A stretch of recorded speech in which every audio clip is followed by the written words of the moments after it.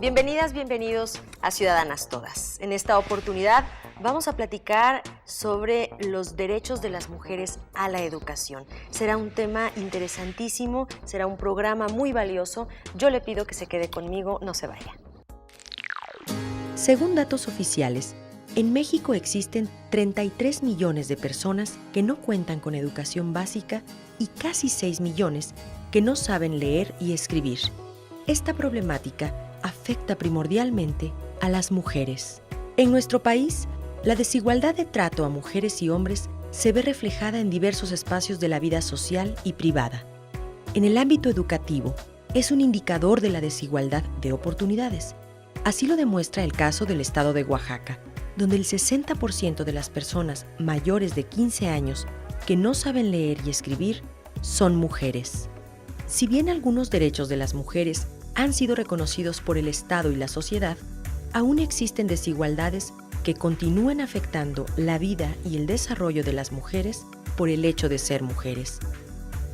En el terreno de la educación siguen existiendo grandes brechas que afectan primordialmente a las mujeres. Por ello resulta relevante hablar de las desigualdades en la educación, poniendo especial énfasis en el acceso y la permanencia de las niñas en las escuelas.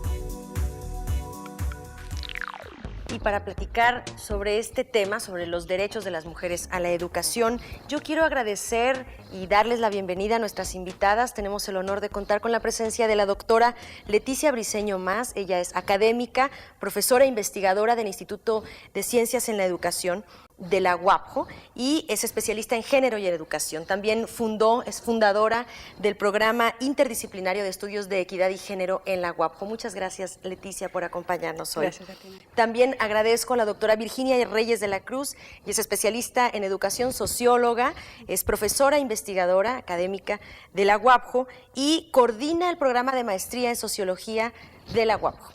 Les agradezco a las dos que nos estén acompañando en esta oportunidad para platicar sobre los derechos de las mujeres a la educación. En un primer momento quisiera preguntarle a la doctora Leticia, ¿por qué se habla sobre este derecho, el derecho a la educación de las mujeres, como un derecho humano? ¿Por qué se le ha reconocido ahora como tal? Bueno, es haciendo un poco de historia y a partir de la forma en que se concebía la educación para las mujeres en los diferentes espacios. En el caso específico de México, primero una educación para otros, para el servicio de los demás desde la familia, y una educación que desde lo formal estaba dada por la Iglesia.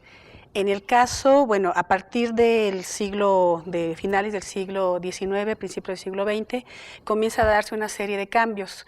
En la época del presidente Juárez, comienza ya a darse elementos de importancia hacia la educación de la mujer. Pero todavía, a pesar de que se le daba mayor importancia, estos elementos tendían a seguir reproduciendo la educación para la casa, para la familia, la labor, sobre todo en la formación de ciudadanos.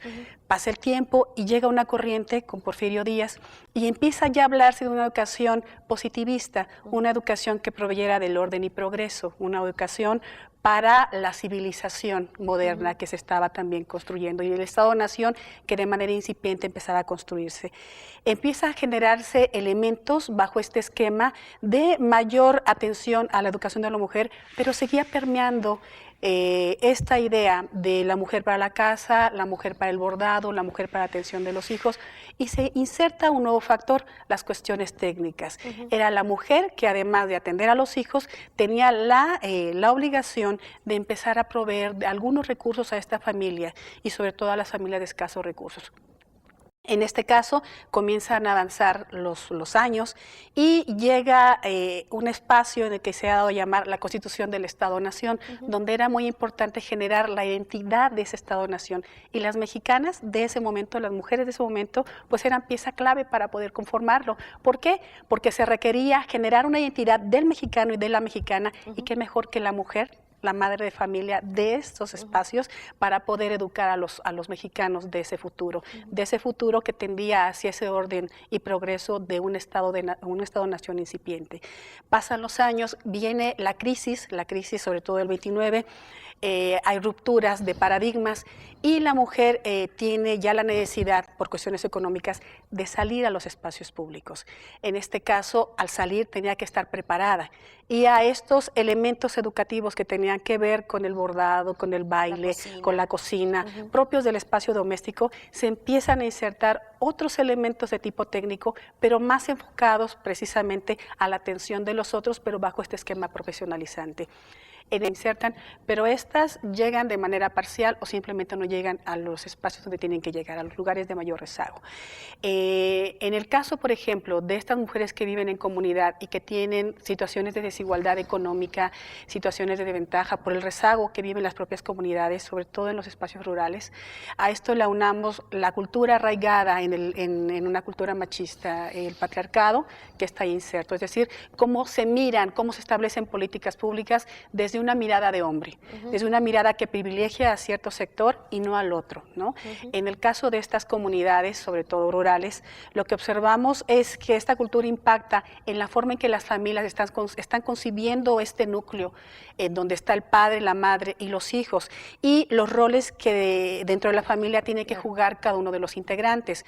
De esta manera podemos ver que estudios que van señalando que los varones se les apoya, se les ayuda, se ve como algo benéfico el que salga, el que vaya a estudiar al bachillerato, a la universidad. En el caso de las mujeres no, porque es una mano menos para ayudar en el ámbito doméstico, porque además la cultura nos dice que tiene que estar apoyando a la madre o tiene que estar apegada a las labores domésticas o del campo en el caso de que no estén los varones. Por otro lado, es toda esta concepción que se tiene que permite o no impulsar el que un hijo salga o el que una hija salga.